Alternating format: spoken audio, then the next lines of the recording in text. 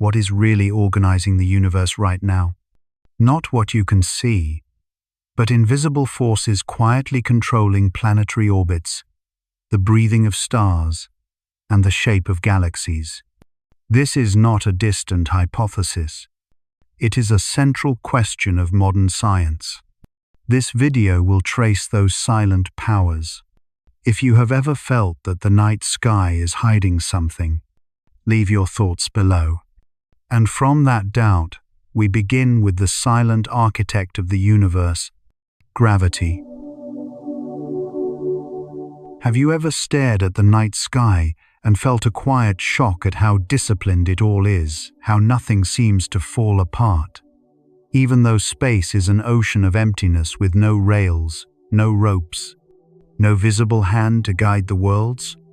At first glance, the solar system looks like a miracle of restraint. Planets race around the sun at tens of thousands of miles per hour, and yet they do not fly off into the dark. They do not spiral inward like moths into flame. They keep their distance with the calm confidence of dancers who have rehearsed the same steps for billions of years. The question that lives underneath that calm is the one that makes people stop mid-thought. What is holding them there? And the answer, gravity, sounds almost too ordinary for a truth so enormous. We use the word casually, as if it were a simple tug, like an invisible string. But gravity is not just a tug.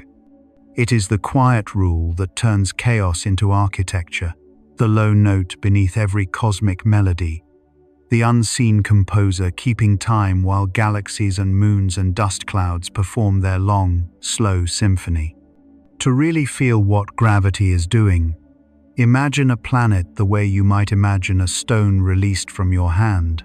If you drop it, it falls straight down. That is how our brains want to picture motion: straight lines, direct paths, simple endings. So why do planets not drop into the sun? The most helpful way to see it is also one of the most beautiful. A planet is always falling, but it keeps missing.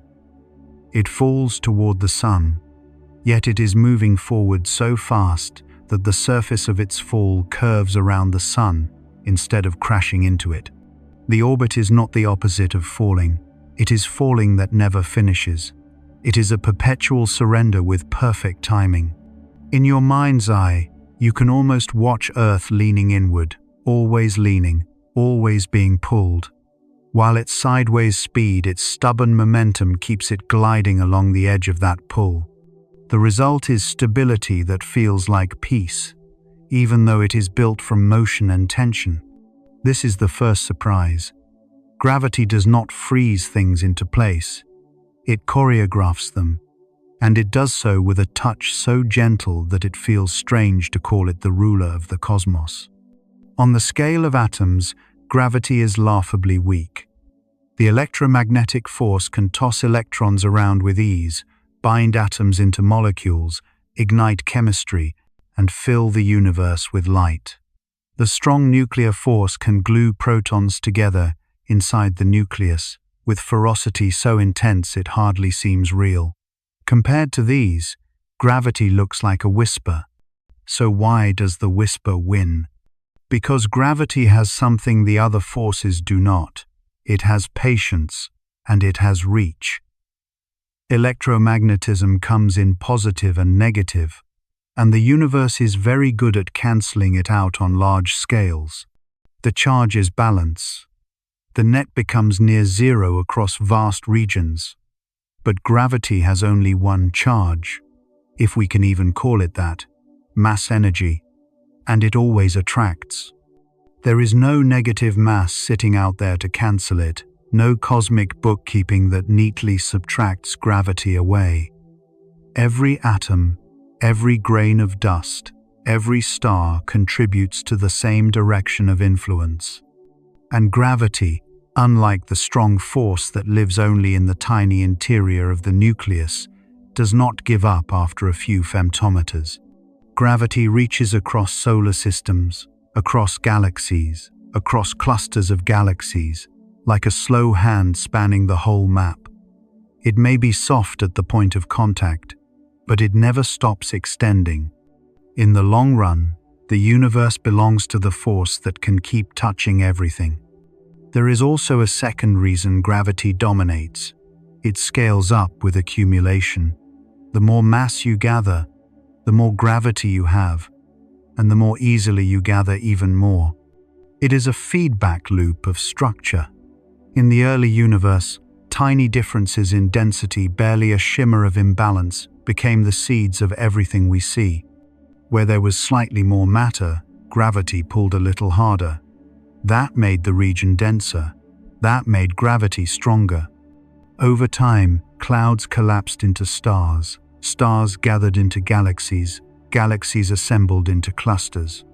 Gravity took a nearly uniform fog and coaxed it into a web of luminous islands separated by long stretches of dark. If you want a vivid picture, imagine steam condensing on a cold window. At first, everything looks evenly hazy. Then the smallest beads appear.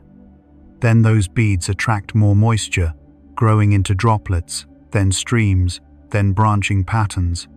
Gravity does something similar with matter, except its canvas is billions of light years wide, and its brushstrokes are measured in epochs. At this point, the story deepens, because gravity is not merely an invisible pulling force in the Newtonian sense. It is also, according to our best modern understanding, a reshaping of reality itself. John Archibald Wheeler expressed it with a line that has become almost poetic in physics. Space-time tells matter how to move. Matter tells space-time how to curve. That single sentence is a doorway. It suggests that when you ask, "What is gravity?" you are not really asking about an invisible rope. You are asking about geometry, about the contours of existence, about the possibility that space and time are not passive stages, but responsive fabrics that bend, ripple, and guide. Try to picture that without losing the human sense of wonder. Imagine a stretched sheet, smooth and taut. Place a heavy ball in the center and the sheet dimples. Roll a smaller ball nearby and it curves inward, not because it is being pulled by a string, but because the surface it moves on is no longer flat. This is not a perfect analogy. Space is not a sheet, and there is no outside direction for it to dimple into, but the feeling of it can still help. Gravity, in Einstein's view, is the path of least resistance through a curved space-time landscape. Objects follow what physicists call geodesics, natural straight lines in a geometry that is no longer Euclidean. What looks like a force may be simply the world moving along the lines that the world itself has reshaped. And here the second expert voice fits naturally, like a chime in a quiet room. Stephen Hawking once wrote, "Because there is a law such as gravity, the universe can and will create itself from nothing." You do not have to accept that statement as final philosophy to feel its weight as a scientific provocation.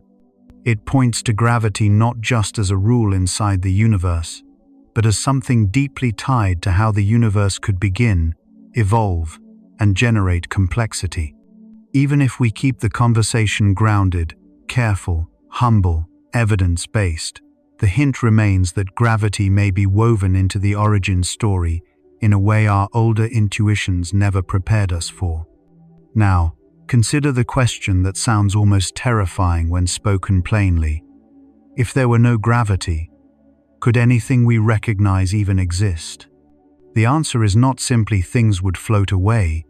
It is more profound than that. Without gravity, gas clouds would not collapse into stars. Without stars, there is no steady furnace to forge the elements.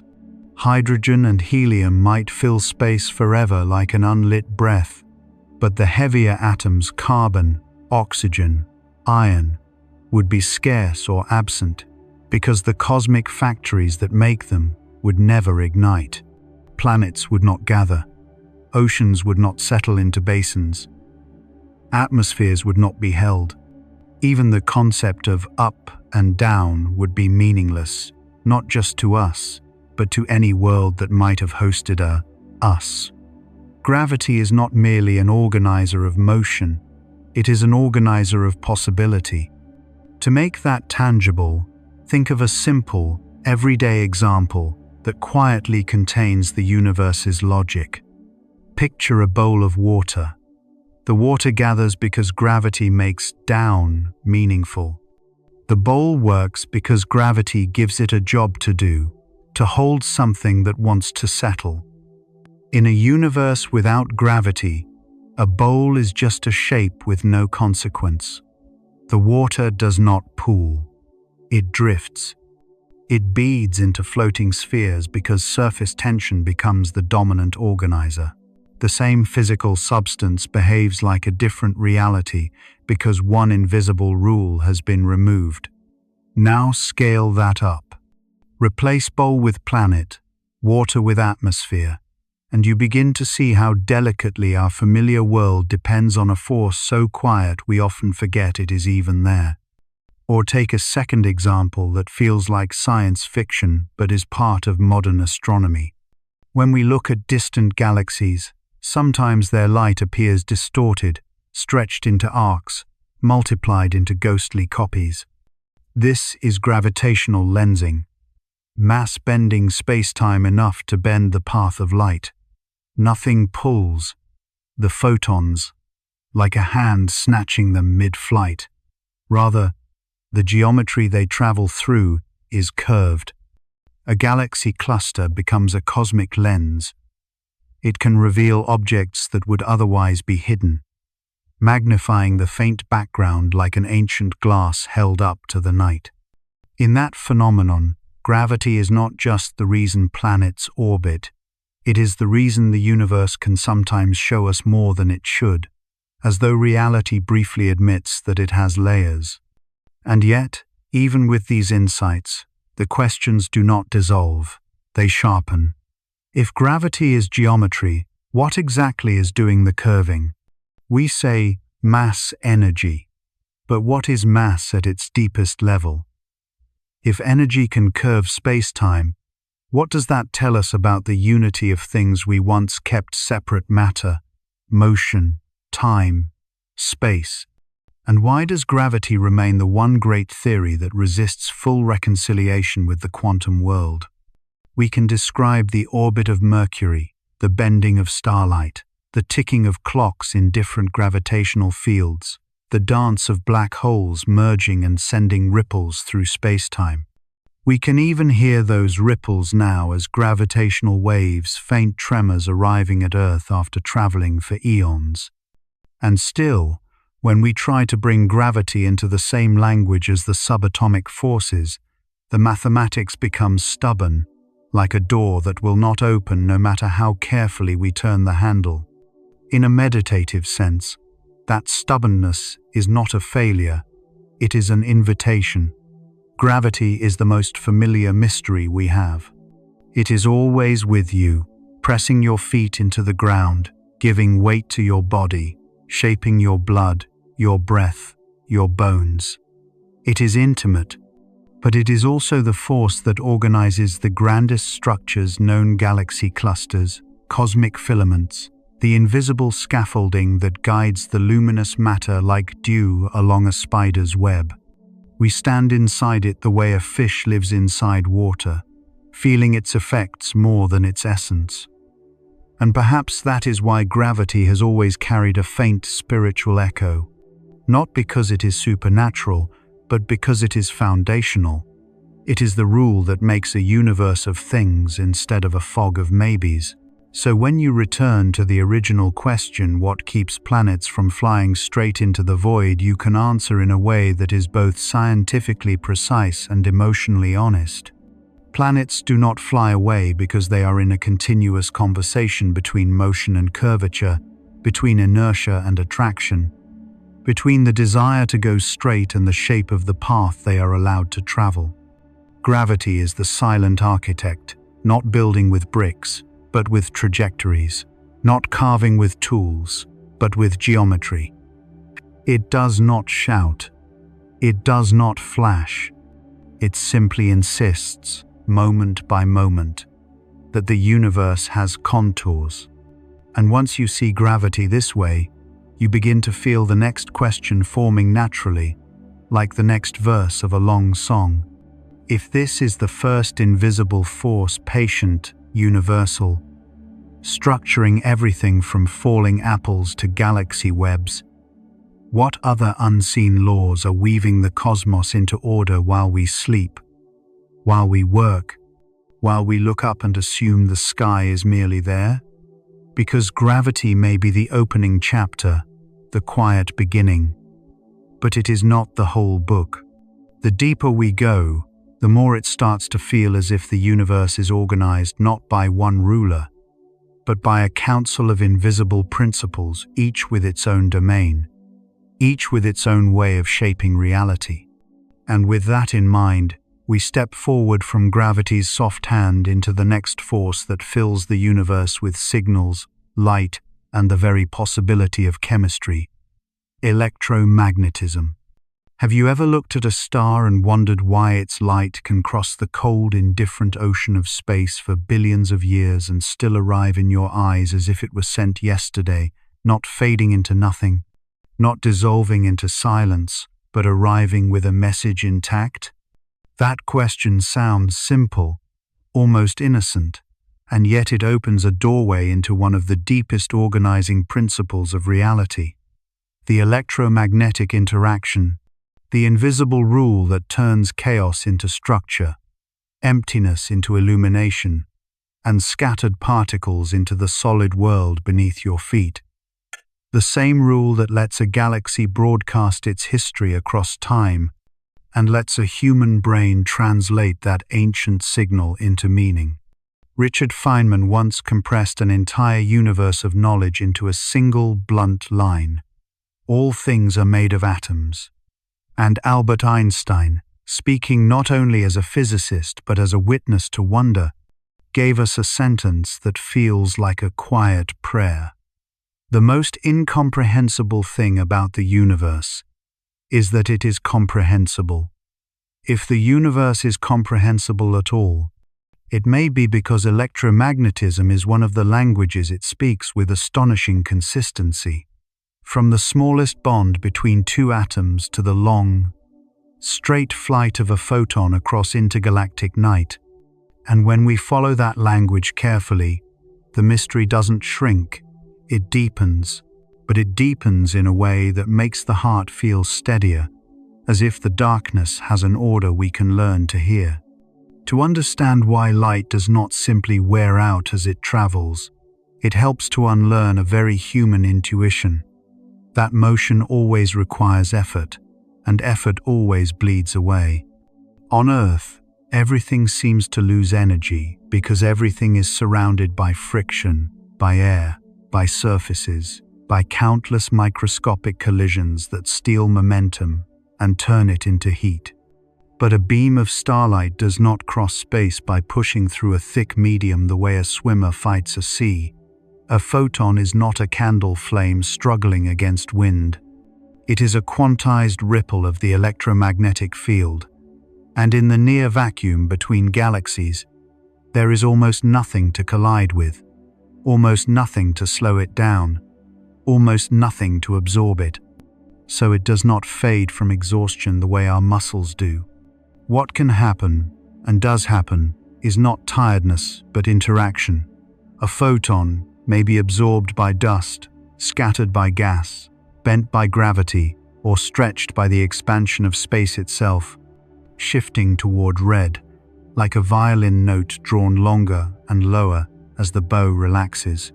Yet even this stretching is not the light dying. It is the universe changing the way the same message is written. The light still arrives as a real event, a measurable pulse, a tiny packet of electromagnetic history that can be captured by a telescope mirror, counted by a detector, and turned into an image or a spectrum that tells you what the star was made of, how hot it burned, how fast it moved, and how long ago it shone. If you want a concrete picture, consider a signal we send ourselves. A radio transmission. When engineers aimed a radio antenna toward deep space decades ago, they were not throwing a physical object into the darkness. They were launching organized oscillations of the electromagnetic field, and those oscillations have been traveling ever since, expanding outward like an invisible sphere. Unless they hit something, they keep going. In principle, a radio whisper from Earth can drift between stars for thousands of years. And we have a more haunting example, one that feels almost like a poem written in the language of physics: the Voyager spacecraft. Voyager carries a faint, long-range radio heartbeat. The signal weakens with distance because it spreads out, not because the photons are decaying like dying embers, but because the same energy is being distributed across a larger and larger area, like a lighthouse beam widening into mist. The message becomes harder to catch, but it is still there, still traveling, still obeying the same electromagnetic laws as the starlight that reaches your eyes. This is the first anchor point. Light can cross billions of years not because the universe is generous, but because the vacuum is quiet and electromagnetism is stable. And yet, if electromagnetism were only about light, it would already be magnificent. But it would not be the great organizer it is. The deeper role of the electromagnetic interaction is not merely to illuminate the cosmos, but to assemble it. Gravity can gather matter into stars and planets, yes, but gravity alone cannot build a table, a leaf, a cell, or a strand of DNA. Gravity brings the raw material into proximity. Electromagnetism decides whether that raw material becomes dust, rock, ocean, or living tissue. The reason is simple and astonishing. Atoms are electromagnetic structures. A nucleus is positively charged, electrons are negatively charged, and the dance between them is choreographed by electromagnetic attraction, with quantum rules setting the allowed notes of that dance. When a hydrogen atom forms, it is not just a particle choosing companionship. It is an electromagnetic field settling into a stable pattern, a standing wave of probability around a charged core. Multiply that by the periodic table, and you get chemistry. The art of electrons being shared, stolen, tugged, and arranged into bonds. Molecules are not held together by gravity in any meaningful everyday sense. They are held together because electrons occupy orbitals that lower the energy of the system when atoms link up. And the electromagnetic force is the bridge that makes linking a physical possibility. From there, the next truth becomes unavoidable. Without electromagnetism, there is no chemistry. And without chemistry, there is no life. At least not life as any biologist would recognize it. No stable atoms means no carbon scaffolding, no water, no proteins folding into precise shapes, no membranes forming boundaries between inside and outside. Even the concept of a molecule would vanish, replaced by a featureless fog of unbound particles. The universe might still have mass, might still curve space-time, might still expand, but it would be like a library where every book has been shredded into single letters. There could be motion, perhaps even stars of a strange kind depending on what remains possible, but the intricate hierarchy of structures that makes the universe feel inhabited, crystals, clouds, oceans, nervous systems, memory would not emerge. It is electromagnetism, working patiently at the atomic scale, that turns the universe from a gravitational sketch into a detailed painting. And here is where we can let the idea become intimate, not just cosmic. People often say, casually, "I see the world," as if seeing is a direct grasp of reality. But seeing is an electromagnetic transaction. Every color you have ever loved is a particular band of electromagnetic wavelength. Every sunset is a spectral signature. When you look at a red apple, You are not seeing redness as a property sitting on the surface like paint. You are seeing how the electrons in the apple's molecules respond to incoming light, absorbing some frequencies and reflecting others, and your retina translates that reflected light into neural signals. Your brain then reconstructs a world out of electromagnetic evidence. In a profound sense, vision is remote sensing. You never touch the apple with your eyes. You receive photons that have interacted with it. You live inside a continuous rain of electromagnetic messages, and your mind is a decoder.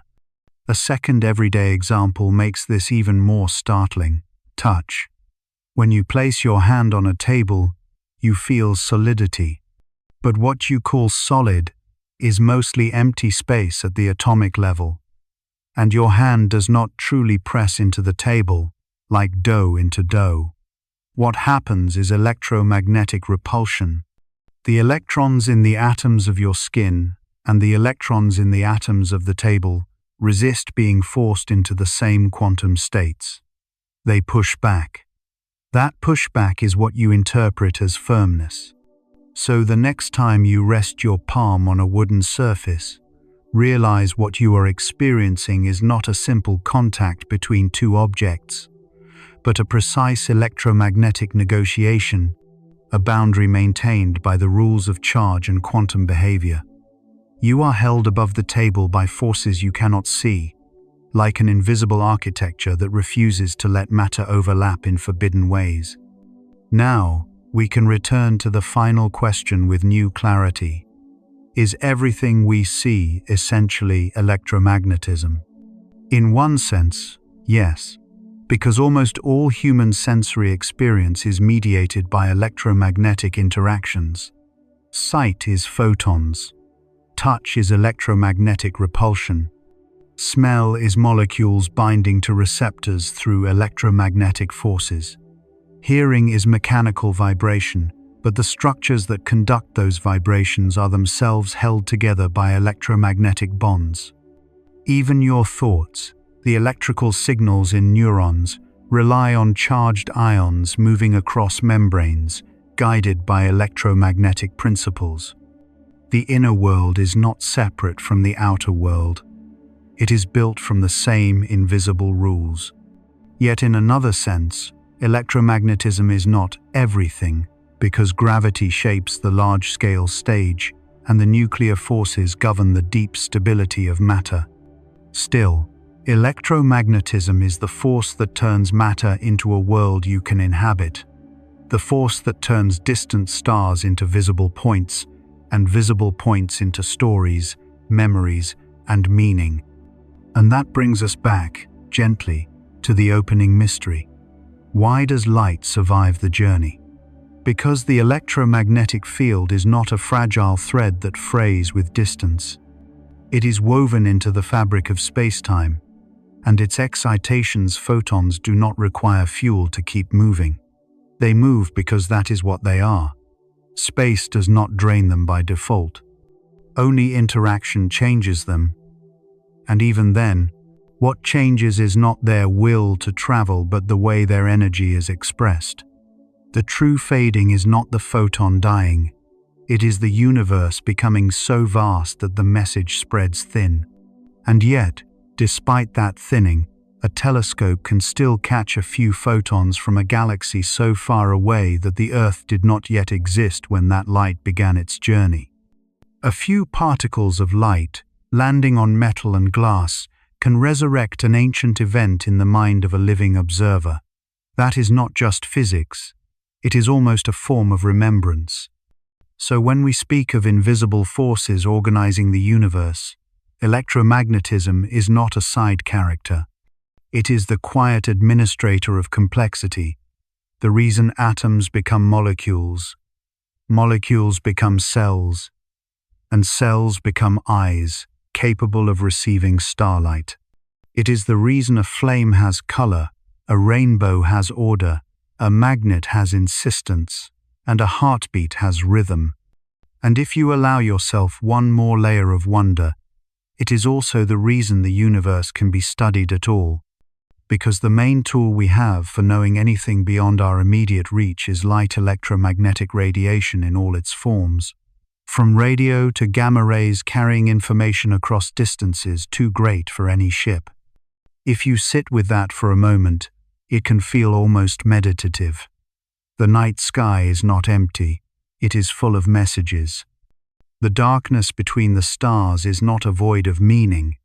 It is the quiet corridor that lets meaning travel.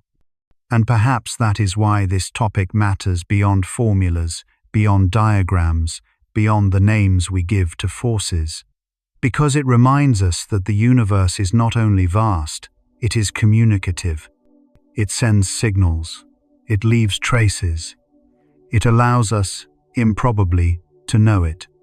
And with that thought still warm, we can transition naturally to the next step in our journey, because there is another invisible presence that shapes everything on the grandest scales. A force so gentle in daily life that we barely notice it, yet so powerful across cosmic distances that it becomes the universe's master builder. If electromagnetism is the artisan of atoms and light, then the next chapter begins with the silent architect of the cosmos itself, gravity. Have you ever held a simple coin in your palm and wondered why it does not fall apart into mist, why its atoms stay loyal to their shape, why matter itself doesn't quietly unravel into nothingness the moment you stop looking? In the everyday world, we blame gravity for solidity. We blame chemistry for bonds. We blame electrons for the architecture of materials. But those are only the outer curtains of a deeper stage.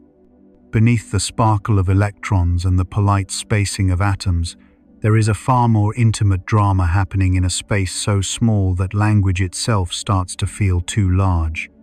Inside every atom, in the tight heart we call the nucleus, protons crowd together, each one carrying the same electric charge, each one wanting to push the others away. If electromagnetism had its way, the nucleus would be a brief accident, a flicker that cannot last. And yet it lasts. It lasts long enough to build mountains, oceans, bones, and the warm pulse in your wrist. So the real question becomes almost haunting in its simplicity. What holds the nucleus together when every proton is trying to flee? The answer is the strong nuclear force, the most powerful force we know, and yet one that behaves like a secret kept at whisper distance. It does not reach across rooms.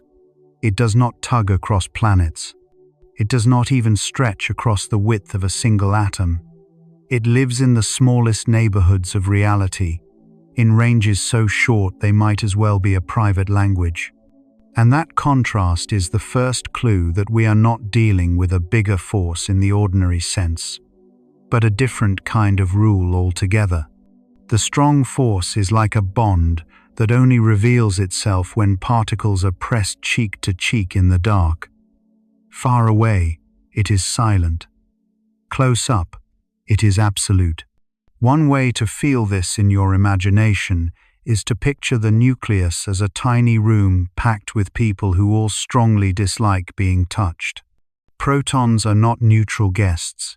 They repel each other electrically, and that repulsion is not gentle. If the nucleus were governed only by electromagnetism, it would be a place of constant breakup, a shoving match that ends in separation. Yet the nucleus is stable because the strong force acts like an even deeper insistence, a kind of binding vow that overrides the squabble provided the particles are close enough. It does not persuade at a distance. It does not negotiate from across the street. It grips only when you are already within its reach. That is why it can be the strongest force and still appear irrelevant in your daily life. You never bring things close enough for it to matter. The strong force is not weak out here.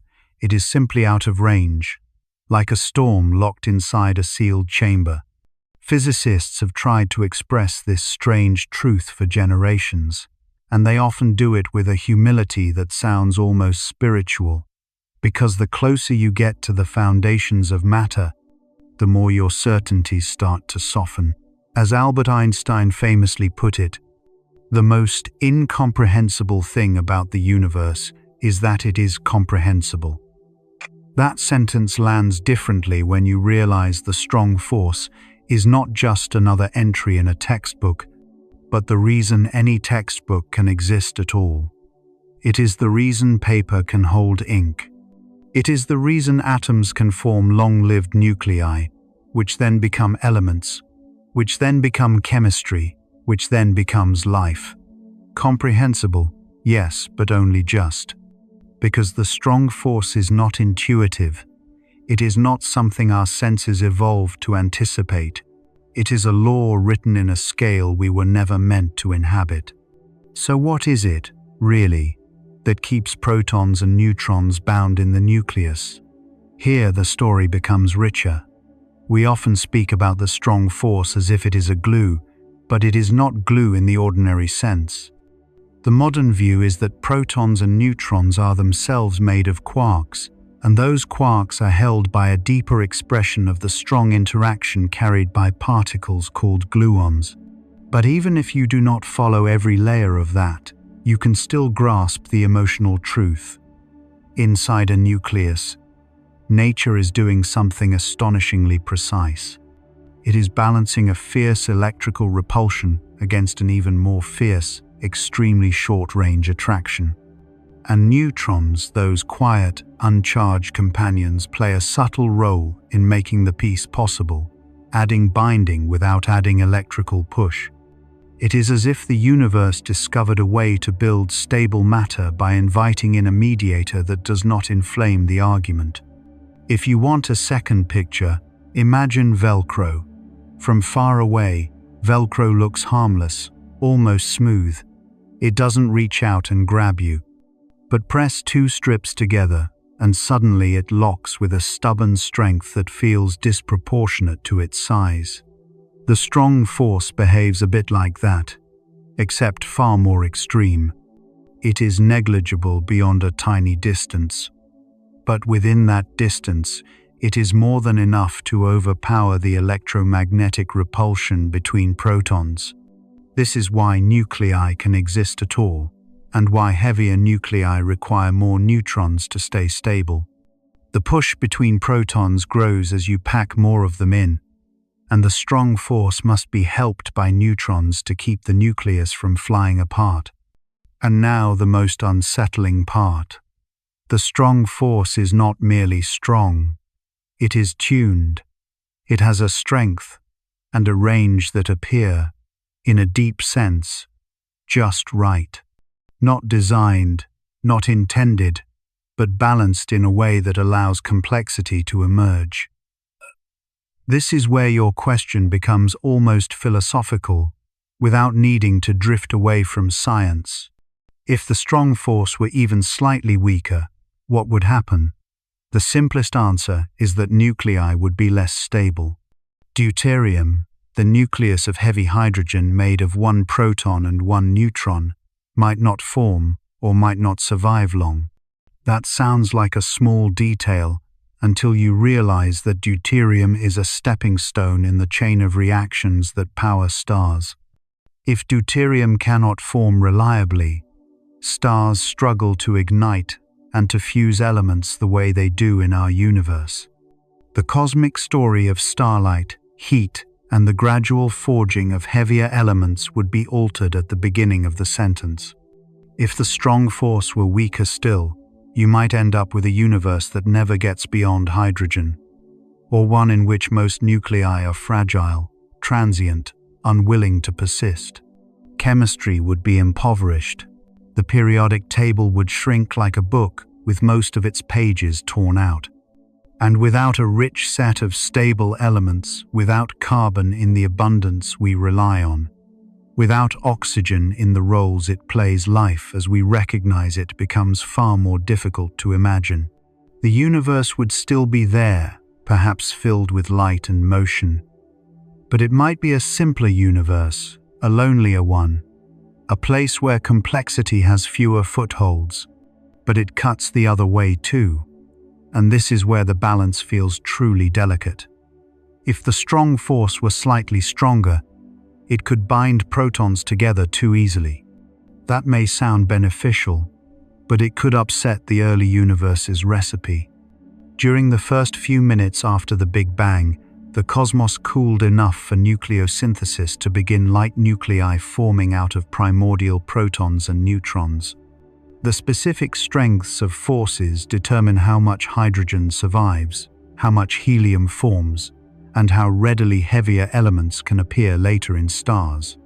If the strong force was stronger, more protons might end up locked into helium early on, leaving less hydrogen behind. Hydrogen is not just a trivial leftover, it is the fuel of long-lived stars like our Sunday. A universe that burns through hydrogen too quickly may be a universe whose stars live fast and die young, reducing the long, stable eras in which planets can cool, oceans can settle, and life has time to attempt its improbable climb. This is the kind of idea that invites awe without demanding certainty. We do not need to claim we know the exact alternate universes that would result from tiny changes, because the deeper point is already clear. Matter is not guaranteed. Stability is not automatic. The existence of nuclei is not a casual feature of reality. It is a negotiated truce among forces that could easily have been different. That is why the strong force feels so profound when you finally stop treating it as a diagram and start seeing it as the quiet guardian of everything you touch. There is a line Richard Feynman once said that feels almost like a confession from the frontier. I think I can safely say that nobody understands quantum mechanics. The strong force lives in that same territory of partial understanding, where we can calculate, predict, and test with extraordinary success, and yet still feel, behind the equations, a kind of mysterious depth. We know how it behaves. We know how it binds. We can model how quarks interact, how gluons carry the interaction, how the residual strong force holds nucleons together.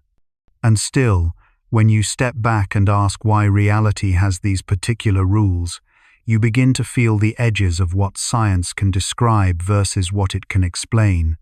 So yes, it is fair to ask whether the existence of matter depends on a fragile balance.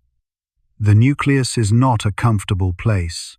It is a compact arena where enormous energies are confined, where repulsion and attraction wrestle in silence. The fact that this wrestling results in long-term stability is not something to take for granted. It is more like a miracle of physics, not supernatural, not mystical, but miraculous in the older sense. Something that fills you with wonder because it could so easily have been otherwise. And perhaps that is the most educational value hidden inside this topic. Not merely learning the name of a force, but feeling the layered structure of the universe. How the large depends on the small. How the distant galaxies depend on the rules inside a nucleus. How the soft warmth of sunlight depends on nuclear reactions that depend on the strong force being what it is.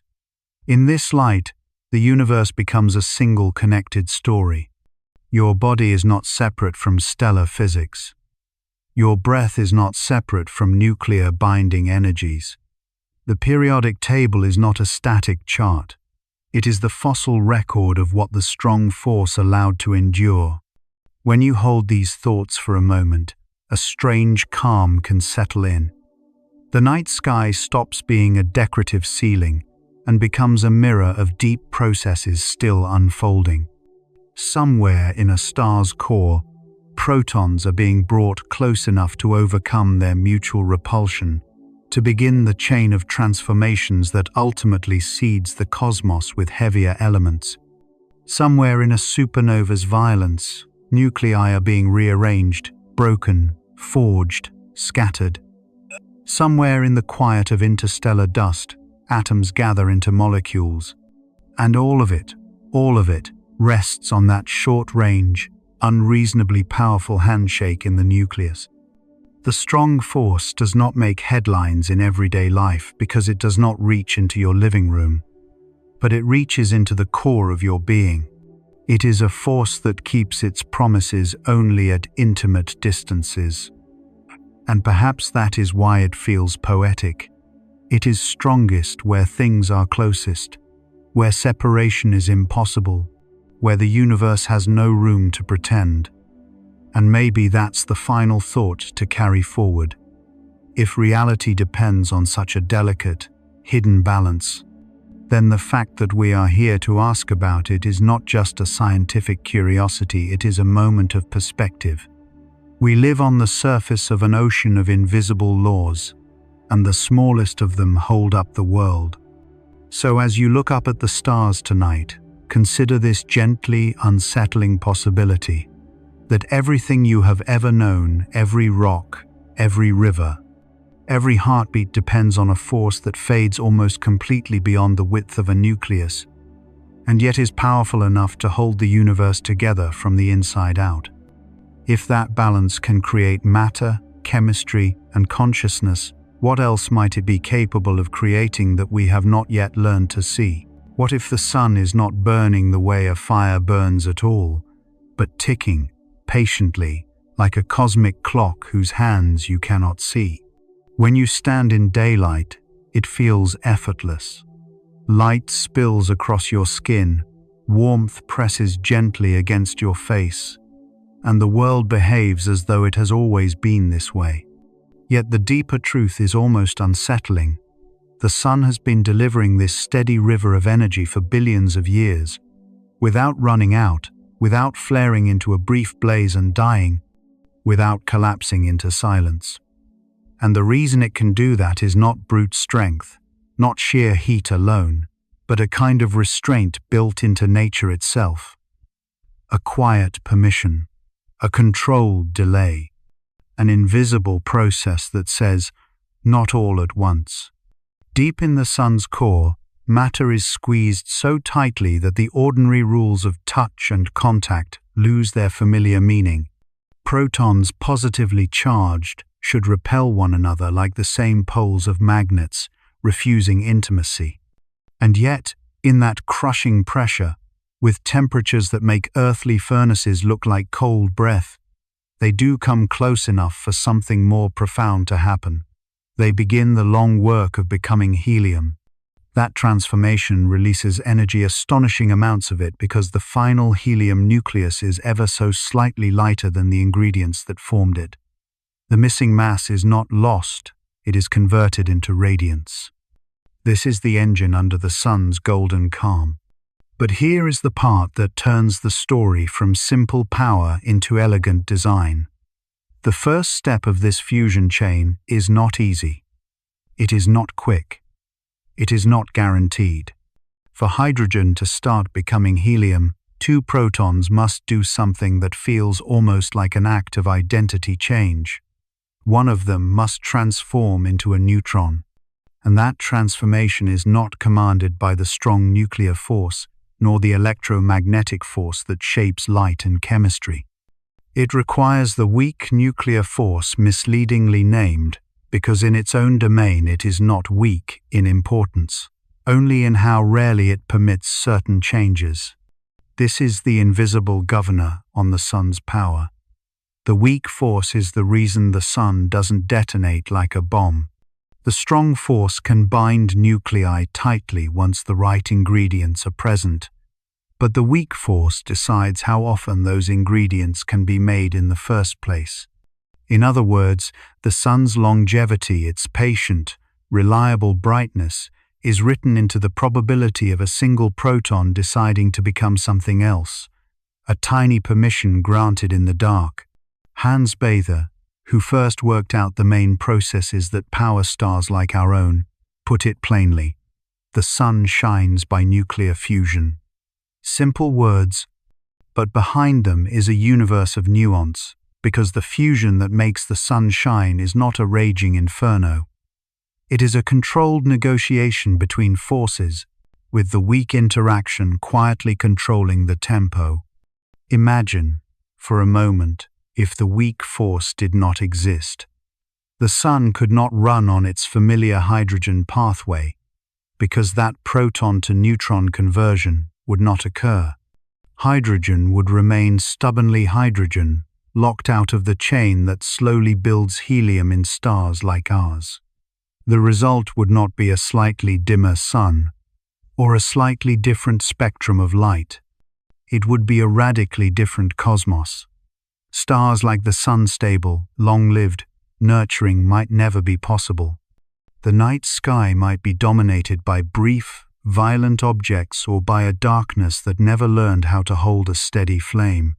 And the implications reach far beyond sunlight. The weak force is also woven into the story of decay, the slow reshaping of particles over time.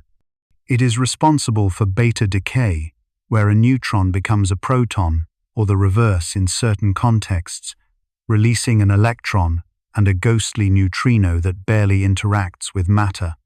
Those neutrinos stream out of the sun by the trillions, passing through your body as though you were made of fog. The weak force gives the universe a way to change identities, to shuffle the deck of matter, to convert one kind of particle into another, while leaving only faint signatures behind. This is why some physicists have described the weak interaction as a kind of cosmic editor, quietly revising the cast of characters without ever stepping into the spotlight. Richard Feynman once captured the spirit of scientific awe with a line that belongs here. Nature uses only the longest threads to weave her patterns. The weak force is one of those long threads. You rarely see it directly, but it is stitched into the endurance of stars and the timing of transformations that make complexity possible. To make this feel less abstract, picture a vast dam holding back an ocean. The strong force is the concrete wall, immensely powerful, binding what it binds with almost unthinkable intensity. The electromagnetic force is the pressure of the water itself, repelling like charges and shaping the flow of energy through light. But the weak force is the set of narrow gates, the valves that decide how much water is allowed through per second. Change the wall and everything collapses. Change the pressure and the pattern shifts. But change the gates, make them wider, or remove them, and you no longer have a river, you have a flood. The sun, in this sense, is not just a star. It is a controlled release. It is a civilization of particles governed by laws that enforce patience. That patience is why Earth has had time to cool, to form oceans, to build continents, to let biology climb slowly from single cells toward memory and music and thought. A star that burns too fast does not leave room for a world to become complicated. A star that burns too slowly may never become bright enough to awaken chemistry. The weak force sits at that delicate threshold, deciding the pace. Now consider the question of heavy elements, the atoms that make up your bones, your blood, the iron in your veins, the calcium in your teeth. Hydrogen and helium were the first great gifts of the early universe, but they are not enough to build living worlds. For carbon, oxygen, silicon, iron, gold, those require stars to manufacture them, and in many cases to die in spectacular ways, scattering their enriched matter into space. The weak force enters here too, not as a single dramatic event, but as a subtle condition. In the hearts of massive stars, nuclear furnaces build heavier and heavier nuclei. But there is a limit. Iron is a kind of dead end for energy-producing fusion. Beyond that, making heavier elements costs energy rather than releasing it. This is where the great cosmic dramas occur: supernovae, neutron star, mergers events, where matter is crushed and flooded with neutrons, where nuclei can rapidly capture those neutrons, and then, through beta decay, step upward in atomic number to become stable, heavy elements. That stepping upward, the transformation of neutrons into protons after capture, is orchestrated by the weak interaction. Without it, the universe would struggle to convert those neutron-rich products into the familiar stable heavy nuclei we find on Earth.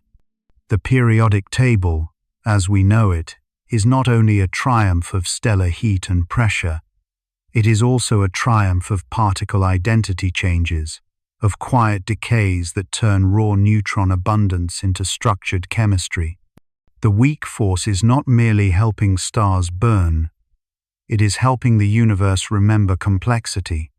A second example helps anchor this. Think of an old glow in the dark watch, or a smoke detector. These devices rely on radioactive decay particles changing with time. You cannot watch the atoms decay one by one with your eyes, but you can measure their steady rhythm. It is a form of invisible timekeeping. In the cosmos, similar decays serve as clocks that let astronomers date rocks, meteorites, and even the history of stellar explosions. The weak interaction is behind many of these decays. It is as though the universe has built-in metronomes, silent, reliable beats that allow matter to evolve and allow us to reconstruct the story afterward. And this brings us to the most poetic question of all. Is time, in some sense, adjusted by these invisible processes? We often imagine time as a river that exists independently of everything else, flowing no matter what. But in physics, time is entangled with change. Without change, time becomes a meaningless label. What gives the universe its sense of before and after is not a cosmic clock on the wall, but the fact that processes happen at certain rates. Stars have lifetimes, particles decay, galaxies evolve. The weak force is one of the regulators of those rates. It does not define time in the abstract, but it shapes the pace at which the universe transforms itself from one chapter to the next. There is something almost meditative in that thought. The day you are living right now is lit by an interaction you will never feel directly. The warmth on your skin is delayed, not denied, not diminished, but delayed by a force whose signature is often a vanishingly small probability and a near-invisible particle escaping into space. The sun's light takes about 8 minutes to reach you, but the deeper delay is far older. The energy released in the core may spend thousands of years random walking through dense solar plasma before it finally escapes the surface as sunlight. Even the light you see has been patiently filtered by time. The weak force begins that chain, and the sun's interior stretches it, as if the star itself is practicing a form of cosmic restraint. And so, when you ask, what allows the sun to keep burning for billions of years? You are really asking, what allows the universe to be gentle? Not gentle in the sense of harmless space can be violent beyond imagination, but gentle in the sense of stable enough to sustain stories. The weak force is part of that stability. It is the reason hydrogen does not become helium too quickly. It is the reason stars like the sun can be long-lived lanterns rather than brief explosions. It is one of the reasons the universe has had time to produce not only elements, but observers. Creatures who can wonder why the sky behaves with such calm precision. If you sit with it long enough, the weak interaction begins to feel less like a technical detail and more like a subtle philosophy hidden in nature's machinery. The universe is not only built from strength, but from limitation. Not only from binding, but from permission. Not only from energy, but from timing. The most influential forces are not always the loudest. Sometimes they are the ones that choose when something is allowed to happen at all. So here is the lingering question I want you to carry into the next part of our journey. If an invisible force can determine the lifespan of a star, guide the making of the elements in your body, and set the pace of cosmic change, then what other quiet regulators might be shaping reality right now, right beneath the threshold of what we can easily see? What if the most important thing the universe is doing right now is something we cannot see, cannot touch, and cannot even name with confidence, yet it is stretching the very stage on which everything exists. For most of human history, the sky felt steady, almost eternal. Stars rose, stars set. Seasons returned like breathing. Even when modern astronomy arrived and taught us that galaxies are fleeing from one another, the story still sounded orderly. An expanding cosmos, like ink dispersing through water. But then the measurement sharpened, the candles grew more precise, and the silence between galaxies began to speak in numbers. The expansion was not merely continuing, it was speeding up. As cosmologist Michael Turner put it, dark energy is the biggest mystery in all of science. And that is not a poetic exaggeration. It is a technical confession from the frontier. The question, then, is not simply why the universe expands. Expansion, in Einstein's gravity, can happen naturally once you set the initial conditions. The disturbing question is why expansion accelerates, as if some hidden hand is pressing down on a cosmic pedal. The evidence comes to us in a humble way, through light that has traveled so far it has become tired and red. In the late 20th century, teams studying distant Type Ia supernovae stellar explosions so bright they can briefly outshine entire galaxies, expected to find that the universe's expansion was slowing under gravity's pull. Instead, they found the opposite. Those supernovae were dimmer than expected, meaning they were farther away than a decelerating cosmos would allow. The simplest interpretation was breathtaking. Over the last several billion years, something has begun to dominate the universe's behavior, pushing space to expand faster and faster. To make this feel less abstract, imagine a loaf of raisin bread in the oven. As the dough rises, every raisin moves away from every other raisin. No raisin is at the center of the expansion, and none is moving through the dough by its own power.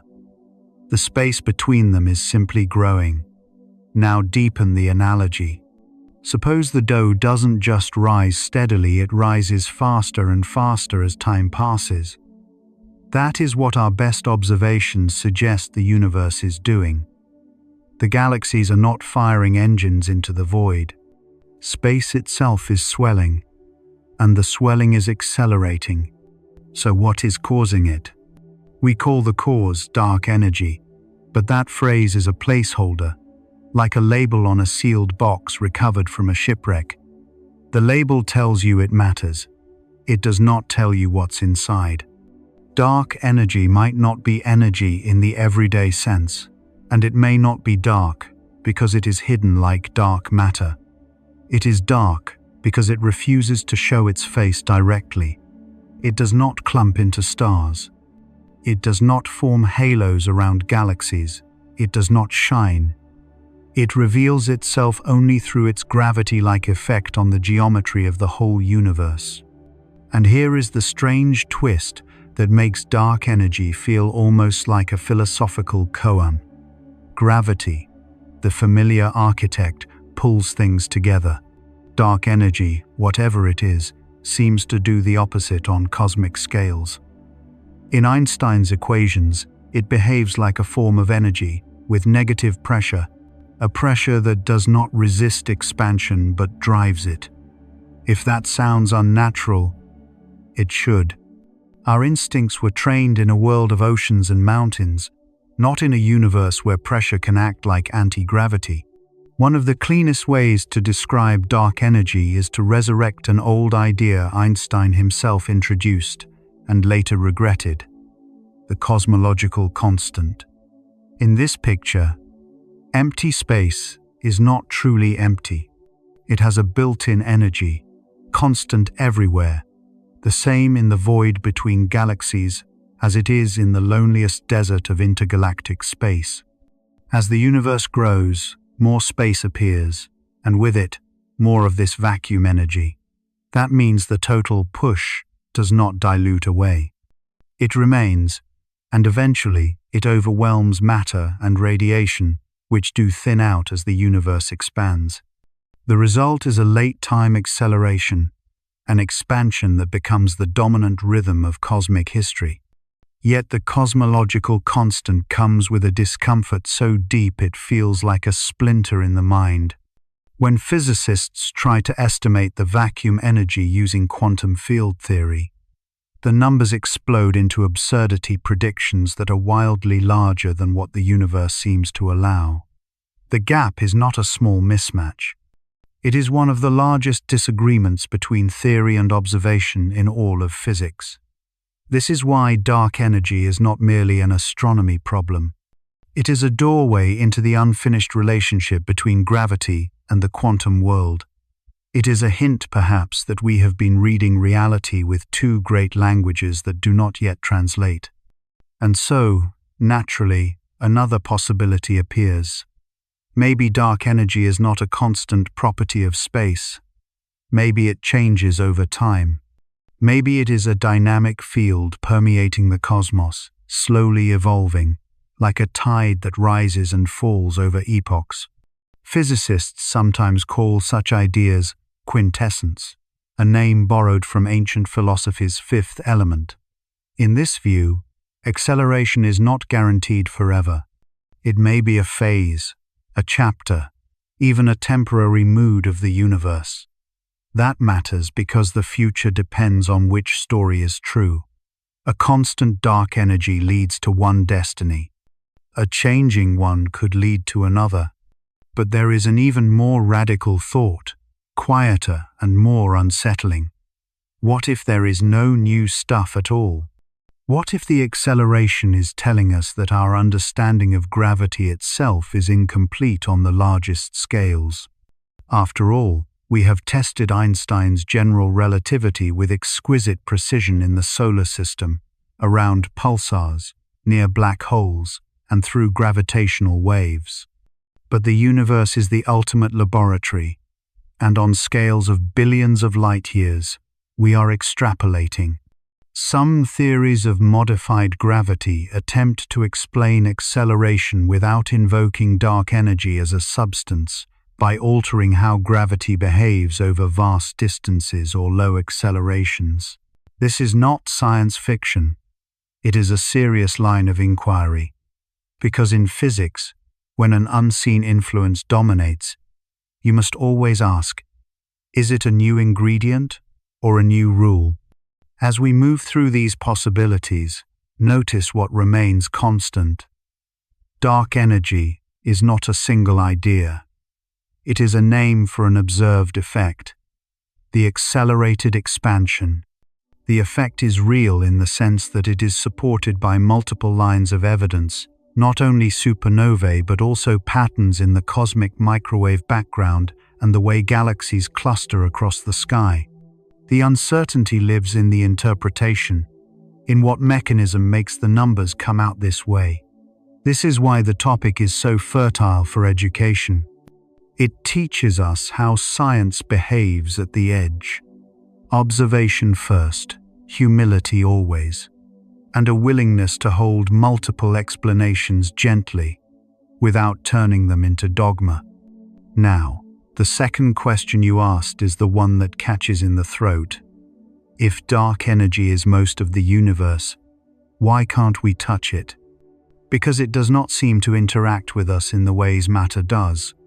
Ordinary matter atoms interacts through electromagnetism. It can absorb light, emit light, form chemistry, build bodies and worlds. Dark energy, if it is vacuum energy or a field that barely couples to matter, would not form particles that bump into your detectors the way electrons do. It would not gather into clouds you could sample. It would remain smooth, diffuse, everywhere, and nearly impossible to isolate. We infer it the way you infer wind in a dark room, not by seeing the wind itself, but by watching what it moves. Here is a second image to carry in your mind. Picture a vast lake at dawn, so calm it reflects the sky like glass. Now imagine a subtle current beneath the surface, too gentle to create waves near your feet, yet strong enough to shift the entire lake's level over hours. If you stand at the shore, you might swear nothing is happening. But if you place markers around the lake and measure patiently, you see the water creeping higher, changing the landscape. Dark energy is like that hidden current, except the lake is space itself, and the shoreline is every cosmic distance we can measure.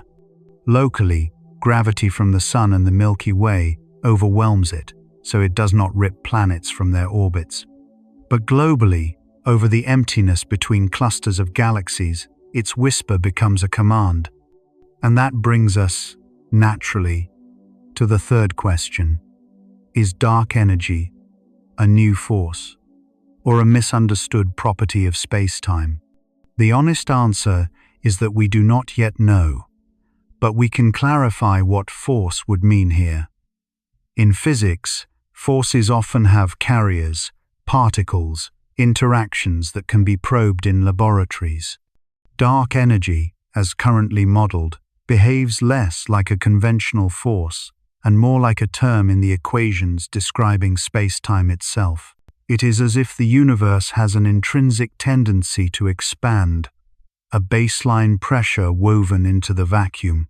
If it is a constant, it may be a property of space-time. If it is dynamic, it may be a field. If it is modified gravity, it may be that space-time behaves differently than Einstein wrote, but only when the universe becomes extremely large and extremely old. This is why the topic feels both scientific and strangely contemplative. We are studying the vacuum, the nothing, and discovering it might not be nothing at all. In quantum physics, empty space seethes with fluctuations, with possibilities briefly appearing and vanishing. If dark energy is connected to that vacuum activity, then the emptiest places in the cosmos are not the absence of reality. They are reality's foundation. Now we arrive at the final question, the one that lingers after the equations.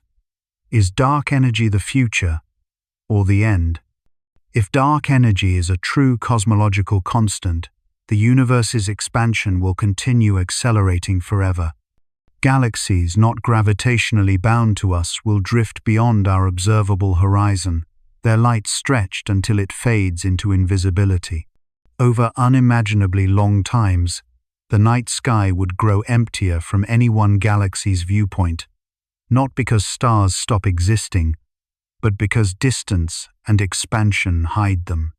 This is sometimes called a big freeze or heat death, not as a dramatic apocalypse, but as a slow thinning of usable energy.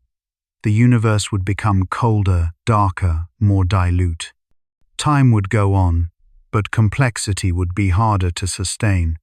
Yet if dark energy changes, the story could be different. If it weakens, gravity might regain control, slowing expansion, possibly leading to a future contraction. If it strengthens, the acceleration could become so extreme that it overwhelms all binding forces, eventually pulling apart galaxy clusters, galaxies, solar systems, and, in the farthest speculation, even atoms themselves in a big rip. That scenario is not the mainstream expectation, but it exists as a logical possibility in certain models, and it reminds us of a crucial point. The fate of everything depends on the character of something we barely understand. Still, there is a gentler way to hold this. Dark energy may not be the end so much as the universe revealing its true scale of patience. Our lives are measured in decades, our civilizations in millennia. Dark energy is measured in billions of years.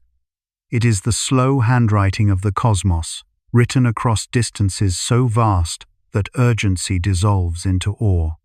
Astronomer Saul Perlmutter, one of the leaders of the supernova discovery, captured the essence of that moment when he said, "We thought we were going to measure how the expansion of the universe was slowing down. Instead, we found it was speeding up. In a single turn, The universe reminded us that it is under no obligation to match our expectations. And perhaps that is the deepest educational value here. Dark energy is a lesson in inference. We cannot touch it, so we learn to read it through geometry, through light, through the history encoded in expansion. We learn that ignorance is not a flaw in science but a frontier, mapped by questions precise enough to guide instruments and imaginations alike. We learn that the most dominant component of the cosmos may be the one that refuses intimacy, remaining everywhere and yet nowhere in particular. When you look up at the night sky, you are seeing islands of matter lit by electromagnetism, stitched together by gravity. But the stage itself, the black velvet between them, is not passive. It is active, expanding, and possibly filled with an energy that shapes the destiny of all that shines. The universe is not only made of things, it is made of relationships between space and time, between matter and vacuum, between what we can measure and what we can only infer. So let the questions stay alive, not as anxiety, but as wonder. What is accelerating the universe? Why does emptiness have power? Is dark energy a constant whisper from space-time, or a changing tide, or the signature of gravity's unfinished story? And if the cosmos is being guided by an invisible majority, what else might be true about reality that we have not yet learned how to see? Have you ever wondered why, when we finally zoom out far enough, the universe doesn't look like a random scatter of glitter thrown across a black floor, but like something built, something arranged, something almost intentional in its geometry? At first glance, it should be chaos. Galaxies are born in violence, shaped by collisions, lit by explosions, haunted by black holes. And yet when we map them by the millions, we don't see a simple spray of islands in space. We see filaments like cosmic highways, walls like ancient ramparts, and voids so enormous they feel less like empty regions and more like deliberate silences. The longer you look at that pattern, the harder it becomes to dismiss it as coincidence. The sky begins to resemble architecture, and architecture implies rules. It implies scaffolding. It implies a hidden order that existed before the first star ever learned to shine. Carl Sagan once reminded us, somewhere, something incredible is waiting to be known, and it's hard not to feel that truth here. Because the cosmic web is exactly that kind of incredible thing. Not a single object, not a single photograph, but a structure you can only understand by stitching together time, gravity, and patience. Meanwhile, Neil deGrasse Tyson offers a sharper needle for our pride. The universe is under no obligation to make sense to you. That line matters, because the universe's large-scale design is not arranged for our comfort. It is arranged by physics that does not care if we can picture it. Our job is to learn how to see. So why don't galaxies distribute themselves randomly? The simplest answer is that the universe began with a kind of seeded imperfection. In the earliest moments, matter and energy were not perfectly smooth. There were tiny differences in density, whispers of more here and less there, almost unimaginably small, but not zero. Those faint irregularities were like the first dents in a new landscape. Gravity, patient and relentless, took those dents seriously. Over billions of years, it amplified them. Where there was slightly more matter, gravity pulled more matter in. That made the region denser, which made its gravity stronger, which pulled in more matter still. It is the most ancient feedback loop we know. Not magic, not intention, but a law so consistent that, given time, it begins to look like design. And time is the key word. When you watch a slow process from too close, it seems random. When you step back far enough, a pattern emerges. Imagine standing in a city during rush hour. From one street corner, the movement seems chaotic. Headlights, turns, stops, honks. But if you rise into the air higher and higher until you see the entire city at once, you notice something new. The traffic is not everywhere. It collects along arteries. It clusters around intersections. It avoids parks and lakes. The randomness dissolves into structure because the city's hidden blueprint shapes everything that moves within it. On cosmic scales, gravity plays the role of the blueprint, and the early density ripples are the first lines drawn on the page. Yet gravity alone doesn't explain the shape we see: the filaments, the walls, the huge empty basins. For that, we have to talk about a presence we cannot see directly, but whose fingerprints seem to be everywhere. Dark matter. It does not glow. It does not absorb light. It doesn't form luminous clouds the way ordinary gas does. But it has mass, and mass means gravity, and gravity means it can sculpt the universe like an invisible hand shaping wet clay.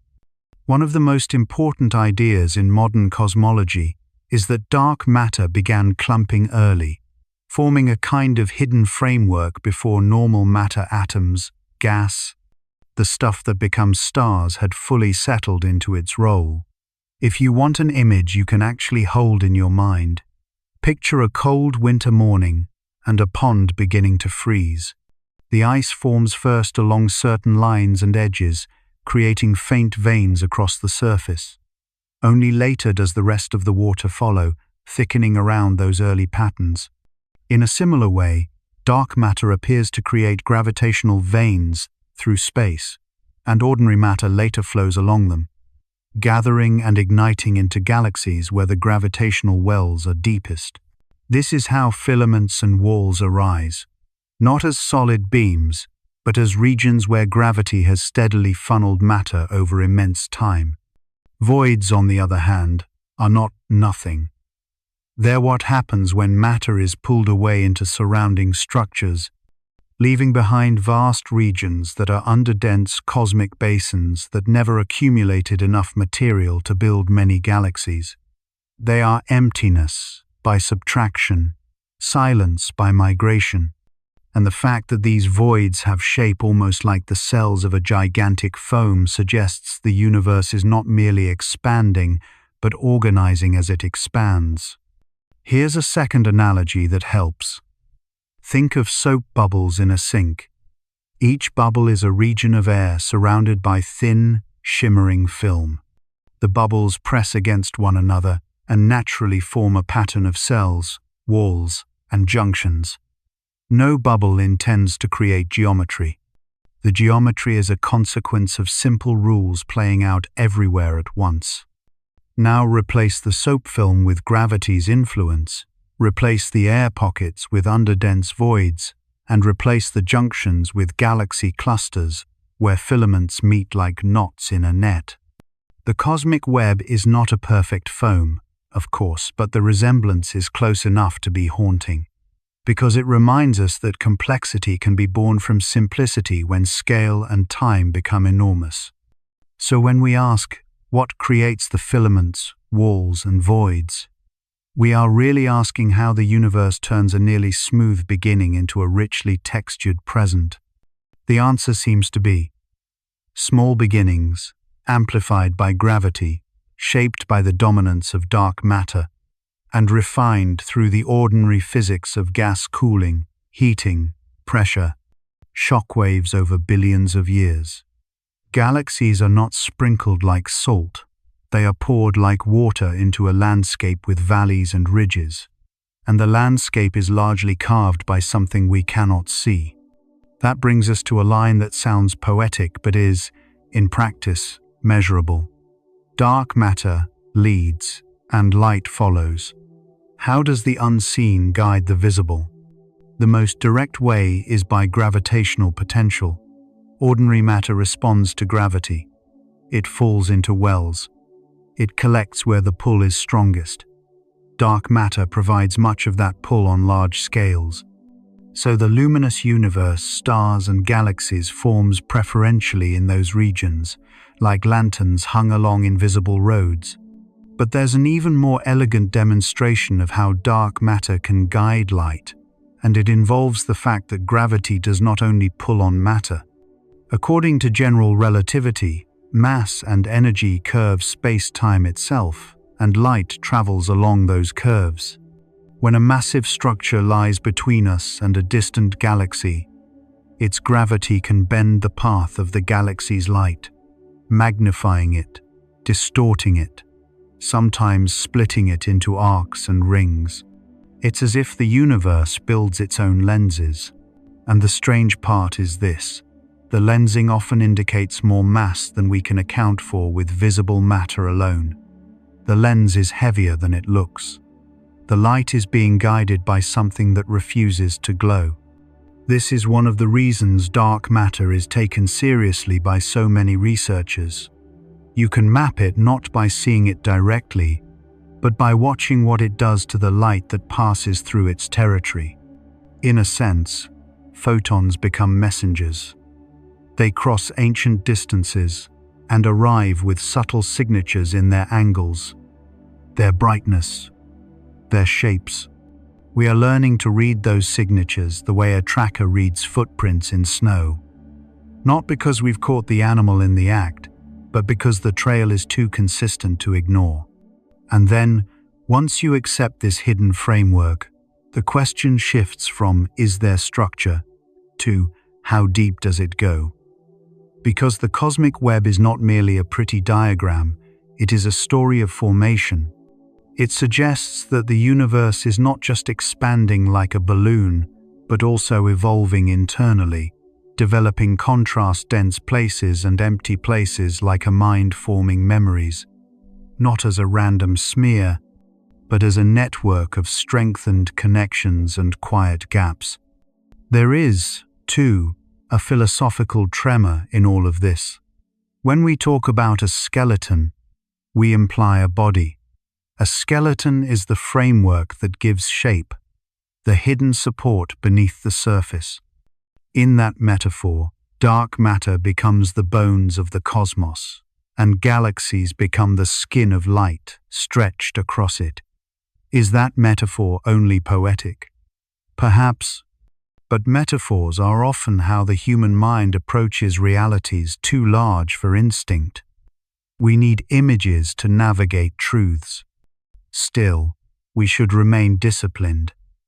The cosmic web is not proof of intention, not evidence of a designer, not a whisper of conspiracy. It is, as far as we can tell, the natural outcome of known laws operating on an initial set of conditions, magnified by time and scale beyond anything on Earth. The wonder isn't that it's planned. The wonder is that the laws are so simple and the result is so majestic. We used to think the universe was a stage with scattered actors. Now, it looks more like a living tapestry, with threads that meet, separate, and rejoin across distances so vast that even the word distance begins to feel inadequate. And what does this mean for us? Sitting on a small planet in one quiet spiral arm of one ordinary galaxy. It means that when you look up, you are not looking at a random sky. You are looking at a map of gravity's long memory. Every bright patch is a place where matter gathered. Every dark gap is a place where matter did not. Every filament is a riverbed, and every cluster is a delta where cosmic currents have been depositing material since the universe was young. There is something quietly meditative about realizing that the universe organizes without hurry. It does not panic. It does not rush. It does not need to try. It simply obeys, and in obeying, it creates. That may be one of the most educational lessons hidden in the stars. That order can emerge from small beginnings. That patterns can be the slow bloom of laws. That what looks like randomness up close can become meaning at scale. So the next time you hear someone say space is empty, remember the web, remember the walls, Remember the voids. Remember that the darkness is not simply the absence of light, but sometimes the presence of structure we haven't fully learned to see. And then ask yourself, gently but seriously, if the universe has an invisible skeleton shaping everything we observe, what other frameworks, subtler, deeper, stranger, might still be waiting beyond the edge of our current understanding? What if the forces you call laws of physics are not cold instructions at all, but something closer to memory, something the universe is quietly repeating because it once learned how to exist? At first, that question sounds poetic, almost indulgent. We are trained to think of gravity, electromagnetism, and the nuclear forces as impersonal machinery, as if reality were a clockwork that never asks why it ticks. And yet the deeper we look, the more unsettling the precision becomes. The universe does not merely behave, it behaves with astonishing consistency, across distances so large that light itself takes lifetimes to cross them. It is as if the cosmos has a handwriting, and every star, every atom, every spiral arm of a galaxy is written in the same script. Albert Einstein once remarked, "The most incomprehensible thing about the universe is that it is comprehensible." That line lands differently when you really sit with it. Comprehensible to whom? To us, yes, in part, but more strangely, comprehensible to itself. The cosmos is not obligated to be readable. It could have been a chaos of unrepeatable accidents, a storm of one-time events with no stable patterns.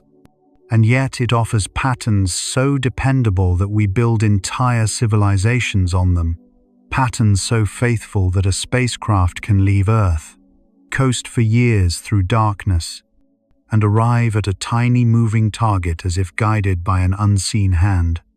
This is where your questions begin to glow with a quiet intensity. Are these invisible forces merely rules, or are they also a kind of cosmic recollection? Why do the physical constants feel tuned to such an uncanny degree? When we discover the universe, are we truly finding something new, or are we remembering something ancient inside ourselves, some buried intuition that reality is not random but arranged? And if these forces vanished, even for a breath, what would remain of existence? To understand why the idea of fine-tuning grips the mind, imagine something simple and ordinary, a radio dial. You turn the knob, and for a while, you hear only static, a hiss like wind in a hollow cave. Then, at a particular sliver of frequency, the noise suddenly resolves into a human voice, a song, a signal with structure and meaning. Shift the dial a little, and the voice dissolves again. Many physicists describe the constants of nature in a similar way, not because they think the universe is literally a radio, but because the metaphor captures the strange narrowness of what seems to work. If certain numbers were slightly different, matter might not clump into stars, chemistry might not form complex molecules, time might unfold in a way that never allows anything to stabilize long enough to become alive. Now, it is important to hold this carefully, like a flame in a windy place. Fine-tuning can be discussed in more than one way. Sometimes it is a technical conversation about sensitivity, about how equations behave when you vary parameters. Sometimes it becomes a philosophical question about why there are stable parameters at all. And sometimes it is simply a human reaction to the uncanny elegance of a universe that could have been sterile but is instead richly generative. The point is not to claim certainty. The point is to notice the mystery without rushing to domesticate it. Consider the strength of electromagnetism, which governs how electrons bind to nuclei, how atoms hold together, how light interacts with matter. Consider the strong nuclear force, the glue that holds protons and neutrons in atomic nuclei, allowing hydrogen to fuse in stars and heavier elements to exist at all. Consider gravity, absurdly weak compared to the others at small scales, yet sovereign over the architecture of galaxies and the long future of the cosmos. These forces are not merely present, they are balanced, and their balance makes a universe capable of complexity. And here is the haunting part. The constants that define these forces are not derived from deeper principles in any simple way we can currently point to. They are measured. They are taken from the universe as if the universe is telling us, again and again, this is how I am. We can name the numbers, refine them, place them into models. But why those values and not others? Why this particular tension in the strings of reality? Richard Feynman, with his usual blunt clarity, once said, "I think I can safely say that nobody understands quantum mechanics." He was not confessing failure so much as insisting on honesty. We can predict outcomes with exquisite accuracy, yet the underlying meaning often slips away when we try to pin it down. That's relevant here, because the more we learn, the more we realize that the universe is not just a set of answers. It is a set of questions that have become mathematical. When you ask whether these forces might be memory, you are not claiming the universe has a brain in the way we do. You are noticing something subtler: repetition, reliability, a kind of fidelity that looks almost like intention, though it might simply be the deep nature of existence. The same equations that describe a falling apple describe the orbit of the moon. The same quantum rules that govern an electron's behavior inside an atom govern the fusion reactions in a star. The same patterns echo from the smallest scales to the largest.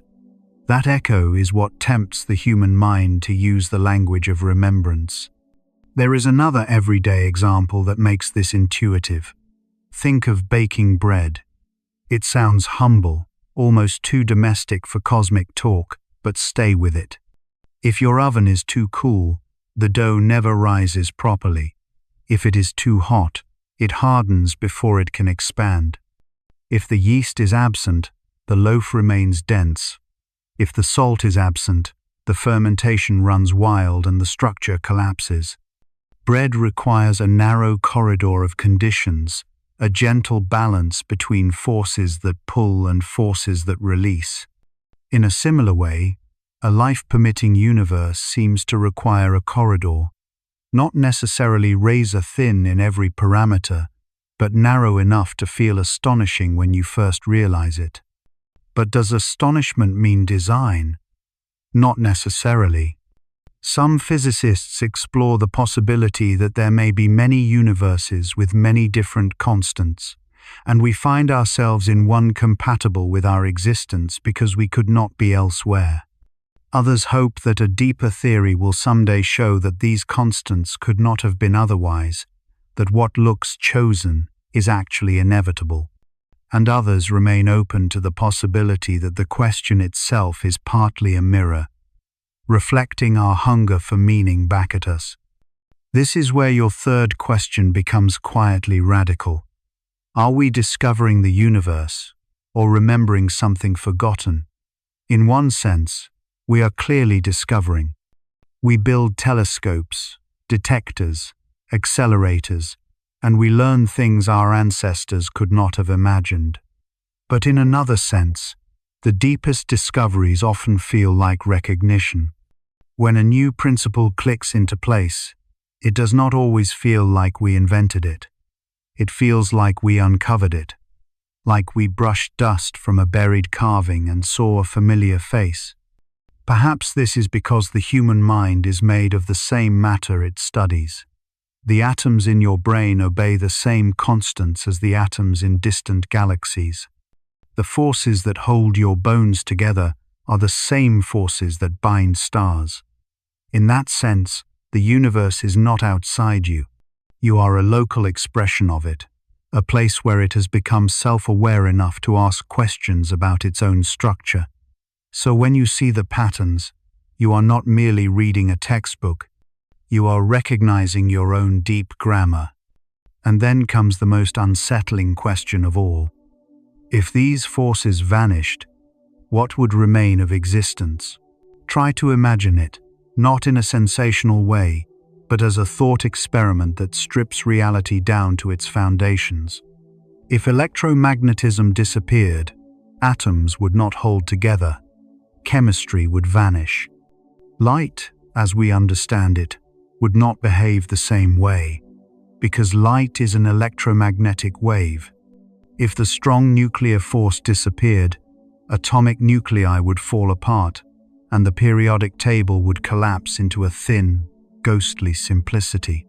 If gravity disappeared, the architecture of the cosmos would unravel.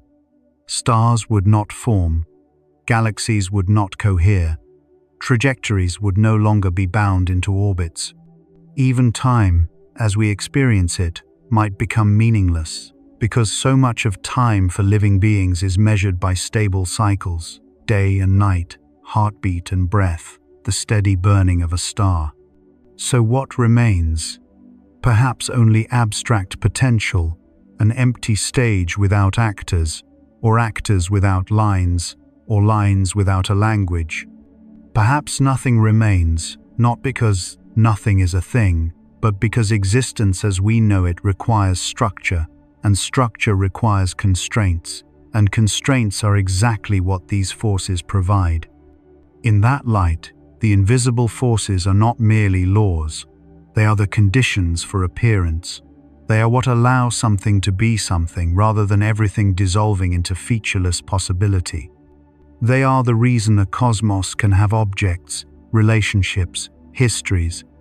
They are, in a very real sense, the reason you can have a thought like this at all. And yet, notice the tenderness hidden in that realization. The universe is not forced to be hospitable to complexity.